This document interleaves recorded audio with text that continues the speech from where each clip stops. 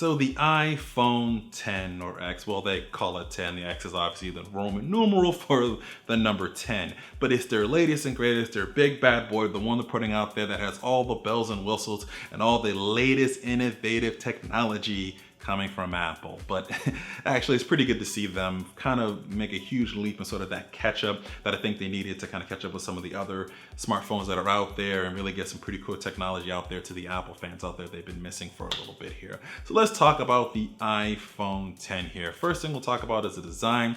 It's very similar to the new iPhone 8. The designs are very similar. It has that all glass design with it, with the rounded corners and sort of the rounded accents and whatnot with it. It looks really nice. Looks like an iPhone, and many people like that. They're going back to the glass, which is interesting. They kind of went away from that, so it's going to be interesting to see how many cracked or scratched iPhones that we see going around. We see a lot of cracked backs back in the day, but they did say they put the strongest and best glass ever made on a smartphone is on the iPhone here, the iPhone 8 and also on the iPhone 10 as well. So we'll see how well that works out. So really nice design, elegant design. It's definitely Apple-esque with that. Now let's talk about the cameras. Now, they've done some really interesting things with the front and the rear facing cameras. Let's start off with the rear ones.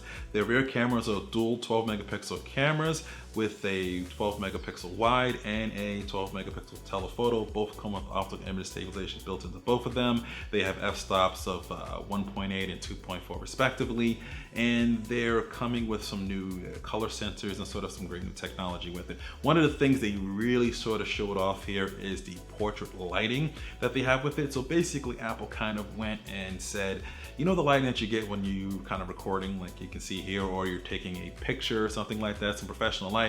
They wanted to sort of mimic that within the iPhone, and sort of they've come up with this portrait lighting in these different sort of settings that you can kind of use with it. They look like filters, but they're not exactly filters. Apple did say that this is happening in real time. It's adjusting your lighting accordingly to give you the best photo possible. So we should see some really good photos. They look really good in terms of what we saw in the demo. So that's pretty interesting. Hopefully we see some pretty good photos, and that portrait lighting looks pretty good.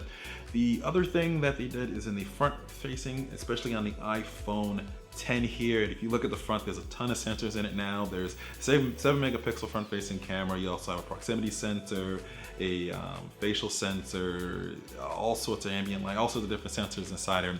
And the reason that is there in the front is because there's a new feature called FaceID to unlock your smartphone, because if you have noticed, there isn't any home button down here, but we'll get to that in just a moment. So FaceID basically is facial recognition to unlock your phone. We've seen something similar in Android before as well too, but they've taken it the next step and really fine-tuned it in a way that you actually can't use it if your eyes are closed. Your eyes have to be open. It takes a scan of your face, stores it on your phone, doesn't store it in the cloud anywhere like that, and it's supposed to be very secure and be able to unlock your phone fast and in an instant. That's pretty cool to see how well that sort of works out. It didn't work. There was a little bit of a hiccup on the stage during the event, but it looks like it's something that probably will work pretty consistently going forward. The other thing that the front-facing camera can do as well too is now you can actually send, I guess, facial emojis. So basically you can send emojis, you can actually make movements with your face, and when you send those emojis out in messaging, they'll actually get the movement. So if you stick your tongue out, if you smile, you move around, twirl around, and you can send a funny, you know, picture of a chicken face or a different mask, a mouse, or a picture of poo, whatever emoji you want it to be, and you can send that out, and it'll have whatever emotion that you kind of put with it. So that's a really cool thing to see that add to that, and I haven't seen that done before. So nice add there for Apple with that. Now, another thing that the rear camera can do, and it's sort of the phone overall can do right now, is that Apple has kind of stepped the iPhone into the AR space. So you're gonna actually be able to do augmented reality with it. They showed off a quick game with it, kind of showing sort of how well it sort of works out. It looks pretty good for the most part. We have seen AR phones in the past couple of years sort of come up, and it's nice seeing Apple's kind of jumped into this space as well too. Now they're able to do that because they now have a new A11 Bionic processor inside of it. It's a new 6-core processor that also has its own custom GPU built by Apple as well within it. So it's really supposed to be better, faster, stronger, you know the percentage numbers, blah, blah, blah, better than the A10 processor. Just to let you know general that it's obviously better than what it was last year. So powerful enough to kind of do all these cool things here with it. So that's pretty cool. Now let's also talk about the display. So the display on the iPhone X is unique because now it is what they call a Super Retina display. I'm not sure where they would get that idea from. It's something that they invented themselves. It's the best display. They solve all the OLED problems on their new Super Retina display. Now obviously this is very similar to the Super AMOLED displays that their competitor obviously uses here with it, but it's nice to see Apple step into the OLED department. That should really help with battery life in some ways, and it's really good to be able to get into OLED. I think realistically all the high-end smartphones are pretty much going into the OLED space for their screens, and I think that's a pretty good idea, kind of to standardize it at that top there till the next new technology sort of comes out. And it's a 5.8-inch display, but it's not exactly Quad HD resolution. It's that unique Apple resolution that they gotta have with it. And I think one of the reasons that it's unique is that if you look at the top where all the sensors are, it kind of dents into the display itself. The display kind of wraps around it on the side because they wanted a borderless display as much as they possibly could.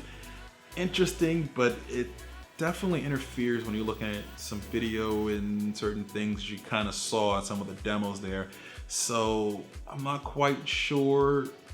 I really do think if this Steve Jobs was in charge, that design would have never have happened. They'd have found a way to embed everything and still keep the display as clean as possible, because that's what Apple's kind of known for, keeping the display as cool and vivid as possible. And going borderless without that would have been a good thing. But now that kind of the sensor at the top make it look like it does have borders on it, just kind of interferes with, I think, the whole look with it in general. Very unique. You know, share your thoughts on kind of what you think about with that.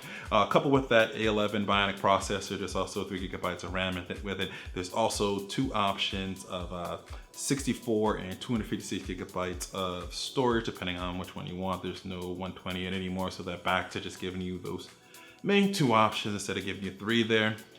Take your pick with that. Now there's also, if you look at the front, there isn't a home button. Now you're gonna ask yourself, how do I get home and move around? Basically 2 swipes and gestures now. So when you swipe up, it'll bring you to your home screen to be able to get to any application that you want to.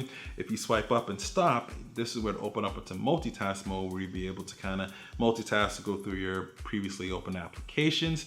And if you want to get your notification saved, if you go to the top right and swipe down, that's where your notification shade will drop down there with that. So they've kind of gone gesture based with it. Obviously, the fingerprint sensor underneath the displays are not quite ready yet. We'll probably see that next year, and a ton of smartphones coming out next year. We'll probably see that when it's finally good and ready to be out there. Now the iPhone X also comes with stereo speakers as well too. The iPhone 8s have that as well, so it's pretty cool. It looks like they have it in at the top part and at the bottom as well too, so that should produce some pretty good sound with it. There's also wireless charging using Qi, so that's pretty cool. They're finally at wireless charging with the iPhone 8 and the iPhone X here, and looks like, because you know there's a couple of different standards, but it looks like with Qi and Apple choosing that, most likely that's going to be the standard probably going forward on all smartphones. So that's nice to see that we're in the wireless charging world with the Apple folks here. That's a pretty good thing. You have your lightning port at the bottom. Still no headphone jack. Obviously, you know we weren't going to see that coming back anytime soon. So that is the iPhone X. Now, pricing wise, the iPhone X is coming at $999, so it is not a cheap phone. It's going at the high end.